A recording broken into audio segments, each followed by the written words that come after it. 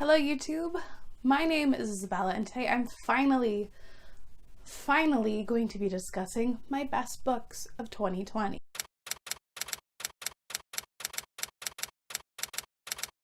I have been looking forward to doing this video for such a long time because I have some genuinely phenomenal books, a lot of books that have become like all-time favorites cemented this year, and I'm so excited to discuss them. To get some housekeeping out of the way that I'm going to break this down is usually I do a top 10 of the year.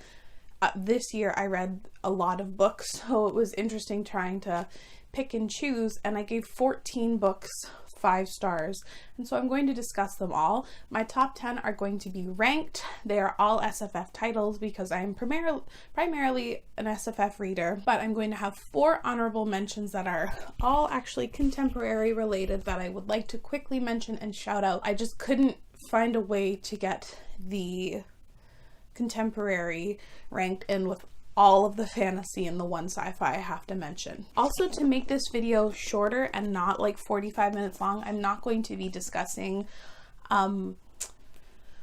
what they're actually about. I have reviews for a large majority of them. I had the experience of doing my 2020 like worst video. I've already edited that, and when discussing what each book was about, that added like at least 6-7 minutes to the video. So I cut that all out and we're just going to talk about why I love these books. Now I think we can get started with the video. So quickly, I'm going to shout out Felix Ever After by Case and Calendar. This book took me by surprise, blew me away.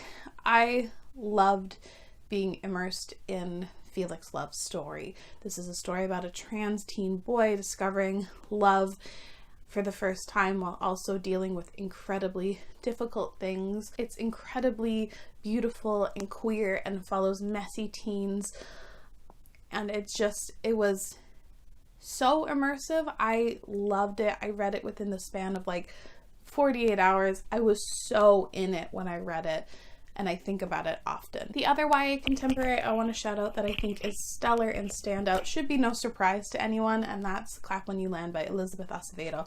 I love Elizabeth Acevedo's writing, whether it is prose or verse.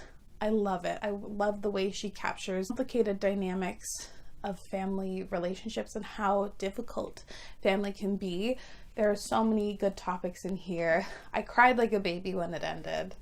This book is stellar. 2020 was the first year I decided to dip my toe into romance, like actively read it, and there are 2 books that stood out to me like far beyond the rest, and they were like the quickest 5 stars, like the easiest time I had giving a book 5 stars in a long time, and that's Get a Life, Chloe Brown, Take a Hint, Danny Brown.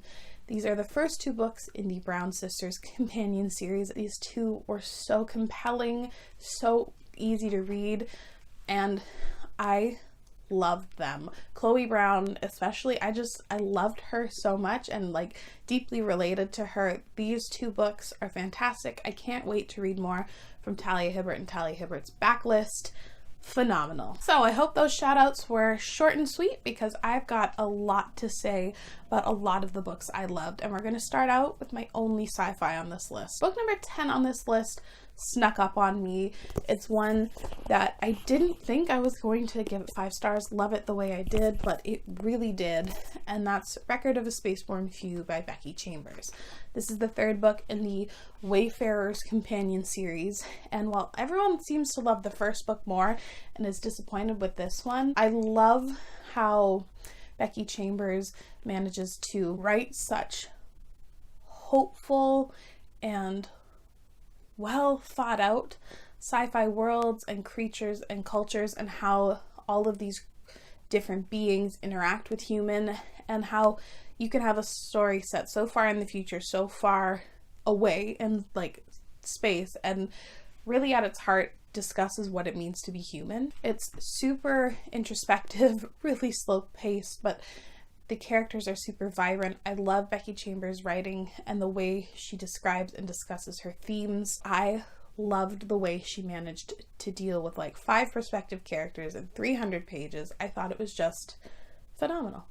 I loved it. 2020 was also the year of the finale for me, and that is reflected in my best books of 2020. I think I have 4 or 5 books that are last books in a series, and I'm excited. It means I finally finished fucking series for the first time in my life, and I read some really good ones. Anyway, book number 9 on this list, did not expect it to go where it did not expect it to have the emotional hurt it did. Holy shit, it ripped my heart out, and that's the Amber Spyglass by Philip Pullman. This is the 3rd and final book in the His Dark Materials series, a series that I think I read the first book as a kid and didn't like it. This is a great finale. I'm so impressed with it. I'm so impressed that this is also a series intended for children. Pullman does not pull his punches. He friggin' smacks you right in the face with very difficult things that these children have to face, and the maturity displayed with the children and their decisions are just, I don't want to spoil anything, but it's so emotional, impactful, and it like rips your heart out. This book gets really fucking weird. I understand why people may not love it. There were a couple times, especially in the beginning, I was like, what the fuck is this? Like, this is just crazy. This did what a good finale needs to do. It raises the stakes. It makes the characters go through hardships, and I was not expecting the depth from a middle grade finale, which might be on me, but wow, has this stuck with me. And I really need to catch up on the TV show. I'm so bad with TV, but I'm so excited to see this play out on screen. I just realized I only have 1 YA fantasy book on this list, which is kind of a bummer, but it does show how I am shifting towards more and more adult fantasy and how I tend to prefer that. But there's one stellar YA fantasy I read in 2020, and it was my first read of the year. It's Truthwitch by Susan Dennard. This is book number 8 on my list, and I loved this book. This book is now going to start the fact that I have a dedicated video towards, I think, every single book going forward. So if you're interested, I will have all of those links down below, because I read this officially a year ago now, and my brain doesn't remember it as vividly as I would like to, but I do remember being struck by the wonderful friendships in here. This has one of the best female friendships that I've ever read before in my life. I loved the banter, and the characters were already so vivid. I really liked the magic and how it worked in ways that I didn't expect. I also loved the scope of this story. I'm so excited that we're getting an epic YA fantasy that spans 6 books, because you can see that Susan Dennard was given the room to like expand stuff. I like what's has been revealed in the later bits of the series and how things are going to get so grand, and this was just a standout book, especially as the first in a series. I loved it, and it did start off 2020 in terms of my reading very well. Book number 7 on this list I think is the one I've most recently read, and I have been screeching about it basically on my own, but I love it so much, and that's Black Sun by Rebecca Roanhorse. This is the first book in like an epic fantasy trilogy, and I'm so excited because I loved this book so much. I cannot wait to see what the sequels bring. The world building and setting were so cool. I loved the magic so much, and all the different elements of magic. Characters are my absolute favorite. I fucking love these characters. Flipping back and forth between 4 perspectives, constantly wanting to know what's going to happen and being passionate about every single one of them. It's just so impressive. And I also deeply love Rebecca Roanhorse's writing in here. It kills me that we don't have any word on the sequel. I don't think it's very likely that it's coming out in 2021. I could not put this book down when I was reading it. The plot and story was engaging from start to finish. The writing A+. The characters, amazing. I love this story so much. Another finale that I absolutely loved and I'm just like blown away by is The Stone Sky by N.K. Jemisin. N.K. Jemisin is like the baddest bitch. She can write a series, she can write a trilogy that's so fucking well done. Like, oh my god, she is so good. We get reveals that like basically affect the whole series, and it brings it to a light that is just masterful. Also, I'm in love with her writing. It is a very hard thing to get into, especially with like the second person perspective in here, but the way she chooses to write the story, first of all, is genius. I also can picture this story so well. Like, her imagination is so out there.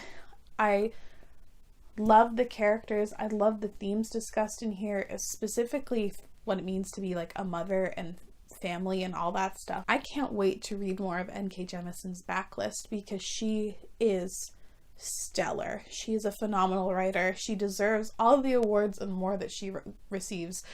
This trilogy is masterful. Book number 5 on this list, I honestly would not have thought that it was going to be on my favorites list because I like the first 2 books a lot, but I'm not as passionate about them as other people are. But boy, did this blow me away. Maybe I shouldn't have doubted Mr. Sanderson, because this was a great finale, and it's The Hero of Ages by Brandon Sanderson. It took me like 4 years to finish this series. I have a whole video dedicated to like the whole series and discussing my thoughts on it, so if you're interested. I don't think I've been more like surprised, blown away, and impressed by how a series wraps up. As a book on its own, this is probably one of the best like finales I've ever read, but the series as a whole isn't like my absolute favorite. This book though is stellar. It finally won me over to characters that I don't love. Vin and Elend, if you're wondering.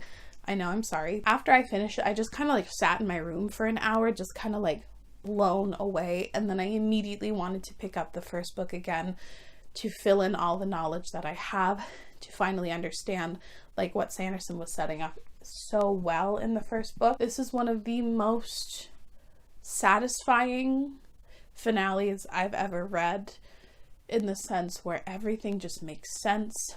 It's not like perfect or wraps up with like a little bow, but it just works so well for the story as a whole.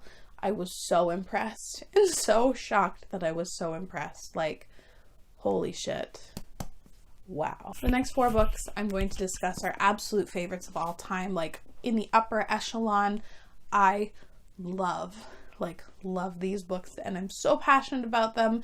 If you want to scream about them with me in the comments down below, please, because I'll never be done screaming about these books. The next book, a book I'm so in love with, is The Empire of Sand by Tasha Suri.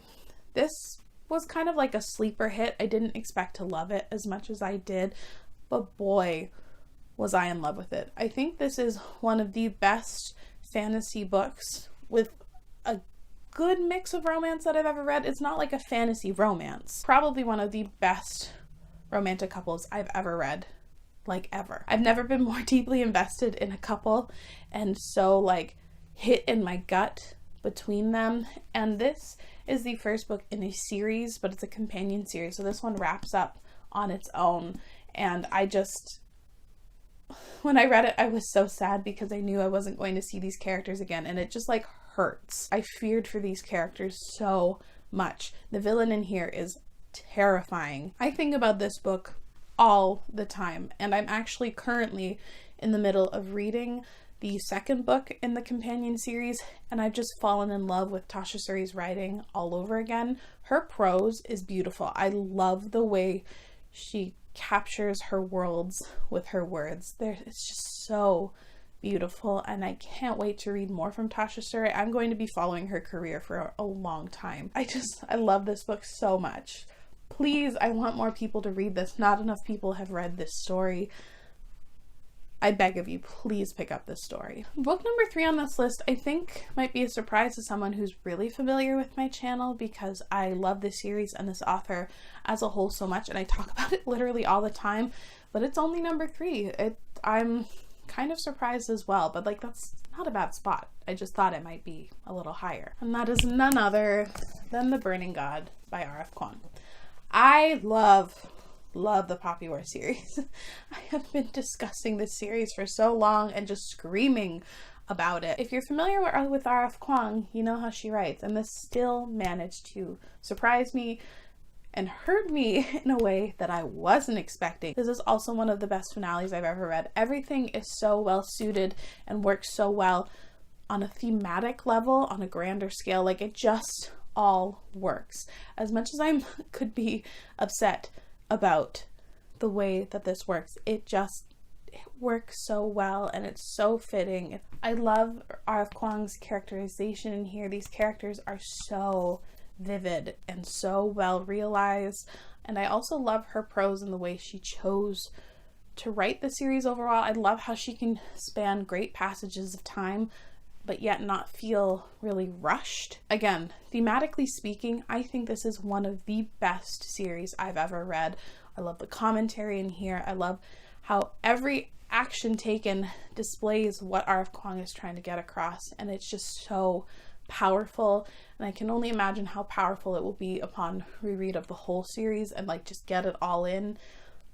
I love it. The next book I also thought I was going to love, but I never thought I was going to love it the way I did. I read it twice this year, partially because my brain kind of forgot everything that happened, because the first time I read it was in April during like the dark months. I still haven't continued on this series, so please shame me for it. That's Jade City by Fonda Lee. Holy shit, is this a phenomenal first book in a series.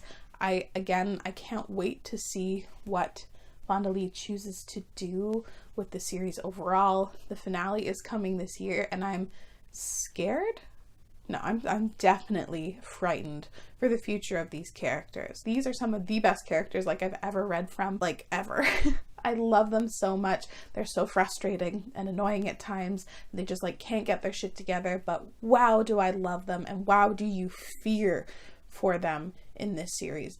This series also will rip your heart out. I'm sensing a running theme throughout my favorites. Apparently I like things that cause me great emotional pain. This is one of the most unique fantasy stories I have read in a long time.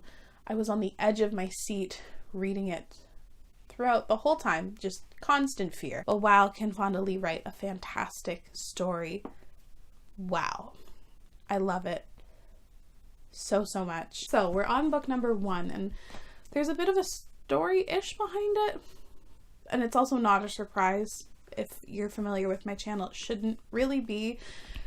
But I honestly struggled for a little bit putting this as number 1, because a lot of the people I follow was really disappointed in this finale. And then I like rewatched my vlog, and I like fell in love with it all again. It doesn't really matter to me that other people didn't like it. I mean, it's unfortunate, but I loved it, and I think it also is one of the best finales I've ever read in a series, and it has officially cemented this series as my favorite all-time series. And it's a wonderful thing for me to say, because the series that held that spot for a long time, I don't love anymore. This is a whole dramatic way of saying that Empire of Gold is my favorite book of 2020. It's okay if you didn't like it. I understand why a lot of people didn't, but this fits so well for me that it just like makes so much sense, and I loved it so much. I'm in love with S.A. Chakraborty and her writing. The way she captures the story is so magical and so becoming, and I just fucking love her writing. And the way also she chooses to like characterize these characters, I'm in love with these characters as well. They are all-time favorite characters, like so high up on the top list. I love them, and Nahri has my whole heart. I loved how the scope got so much bigger in the story. I loved how the mythology expanded, and as much as it hurts where certain characters and what certain characters go through, like some of it hurts a lot, I just thought it was so fitting. And this book specifically really made me reevaluate what I value in a finale. I love what this says about war and the destruction of war.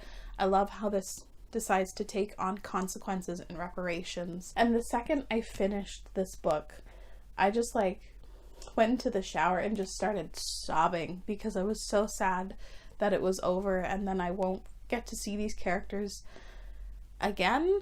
I mean, hopefully she decides to write maybe a follow-up series, but I just have to be happy with what I have, and I am. I love this series so much. I want more people to read it, and if you love this finale, please let me know, because there were some people who were disappointed in it, and it makes me sad. So I'd like to scream and yell about it if you loved it too. So that is it for all of my favorite books of 2020.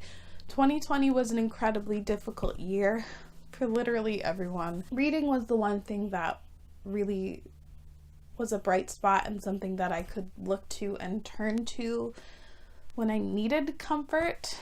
It was hard. 2020 was hard, but I hope you had some joy reading some books. I hope you had some joy watching this video. Let me know down in the comments below what your favorite books of 2020 are. I'm not going to make you just pick one because that's really cruel. Oh, if you've done this video, let me know down below, because I love watching them, and I've been holding off on doing it for so long because I've told myself I have to get my shit done and then I get to watch everyone else's. So if you want, leave it linked down below and I will be sure to watch it. That is it for the video. I really hope this isn't long, but I'm sure it is. And thanks so much for watching. I'll see you again very soon. Bye.